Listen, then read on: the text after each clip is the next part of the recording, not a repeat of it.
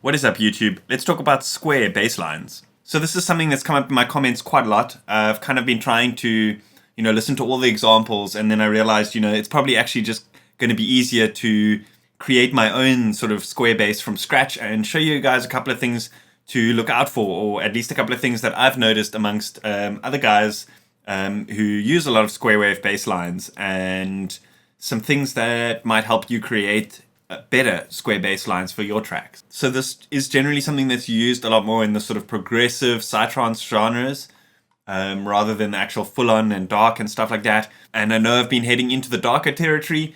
I'm definitely going to be carrying on doing, stuff from all different subgenres and stuff like that. This is just something that's been coming up so often that I figured might as well nip it in the bud now.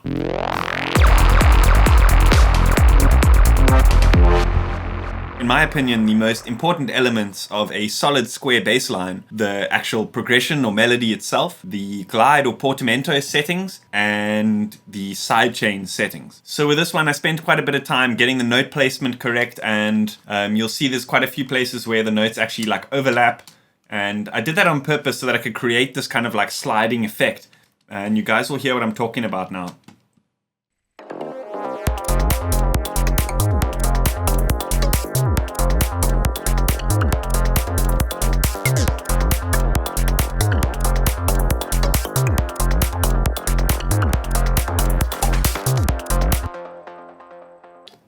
So before getting into the sound design of this actual sound that I created, or this bass line that I created, I want to show you guys a couple of really cool techniques in terms of the arrangement and the placement of the bass line, and creating some unique variations to the sort of one melody that you create. So what I like to do is I like to create a sort of main melody, and that's like this one I just showed you. And then what I'll do is I'll branch a couple of variations off that, and I'll loop certain sections until I find, 3 or 4 different variations of an entire loop that sound really good. So I'm going to kind of show you what I'm talking about. I'm not going to go through the entire process, but I'm just going to show you, I'm sure you guys are going to be able to pick up from ear kind of what I'm talking about here. So you may want to go back to the clip just now where I played this main bass line to be able to make a reference. I'm not going to actually do it again to save those who are a bit bored by this. So what I did from here is then I created another variation of that, which was just one little sort of, in fact, 2 kicks of that just being looped over and over again. And that's kind of after this drop section here.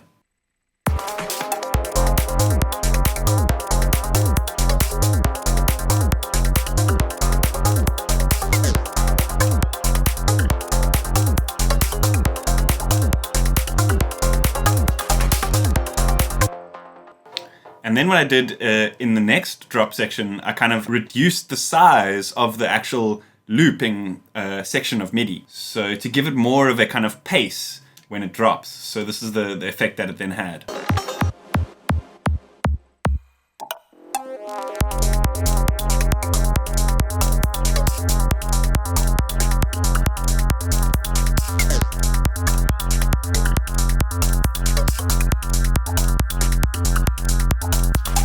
Cool, you guys get the picture. So I reckon, concentrate on getting that kind of, getting the progression and the melody, perfect before moving on to the actual, sound design, and before kind of fine tuning with the EQs and stuff like that. Because, in my opinion, it's the actual progression of the square bass line which is going to make or break it, not the actual sound design or complexity of the sound itself. Because it's actually a pretty simple sound, and I'm going to show you guys. So let's open up a new instance of Serum here, and I'm going to transpose it 5. You guys know the deal, and let's just copy this MIDI over. Okay, cool. So first things first, let's turn the random phase all the way down to 0. Let's turn on mono and legato, and let's turn up portamento. For this progression on this track that I'm working on, I found that 130 milliseconds, I think it was, worked best for this sound. So just experiment, see what works best for you guys. Let's put on a filter. MG Low 12 should do for now. Turn it down to about there. We want to turn the resonance down. So here's like the main kind of thing where I think a lot of guys make the big mistake, is that they go to basic shapes and just choose the kind of default saw wave, which is fine. But I find that the actual tone of this saw wave itself has got a kind of very digital sound to it. And I want to compare it to another one and show you guys the difference just now. Just like the slight variation of a different type of wave can so drastically change the sound. So what I'm going to do is let's actually enable oscillator B, and so what we can then do is I'm going to then swap between them so you guys can hear the differences between these two. So let's actually turn random phase down here as well. The really nice sounding square wave that I like to use that's built into Serum is in this basic WRD. And if you cycle this over to exactly 86, it gives you a very nice rich sounding square wave. So let's compare the two quickly.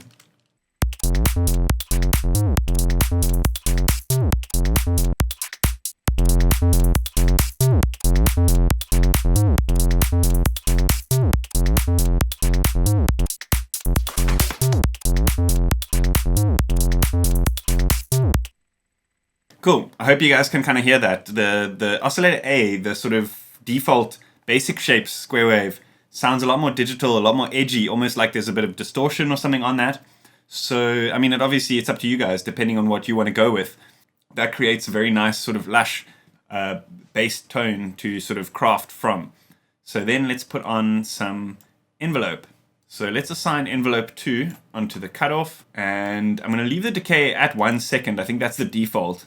I'm going to leave it at that because I want still quite a sort of long, wide, I don't want too much of a pluck like on a regular sort of bass line. And then let's turn the amount down like this.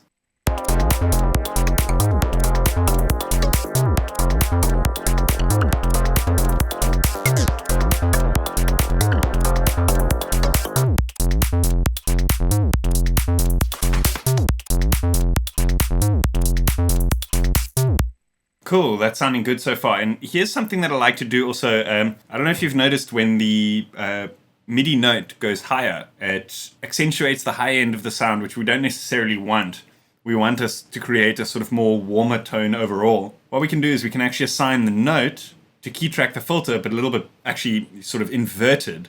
So it kind of goes downwards when the key goes higher, if that makes sense. So now let's listen to what the final effect is.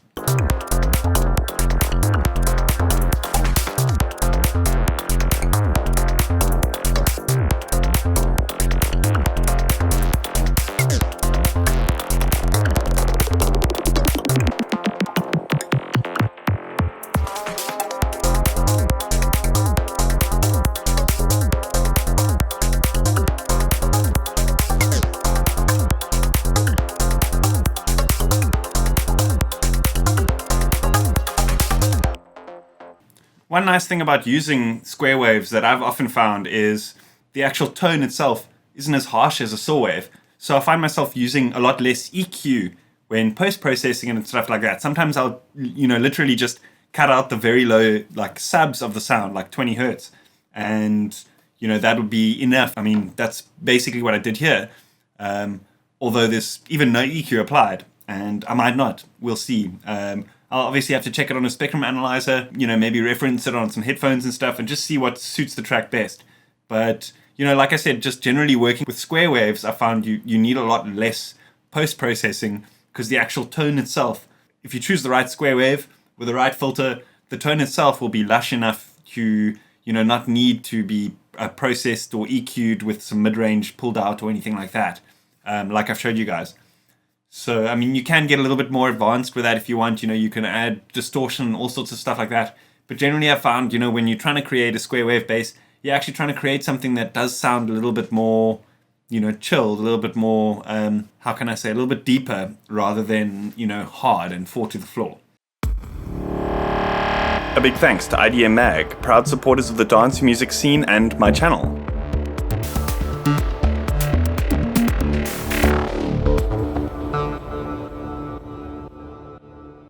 Anyway, I hope that helped you guys out. Let me know what you think in the comments. I'm going to upload the square wave bass patch to my Patreon for my $5 supporters. So if you want to know what that's all about, check out the link that's on the screen somewhere around about now. Hit that like button, hit that subscribe button. See you guys next time.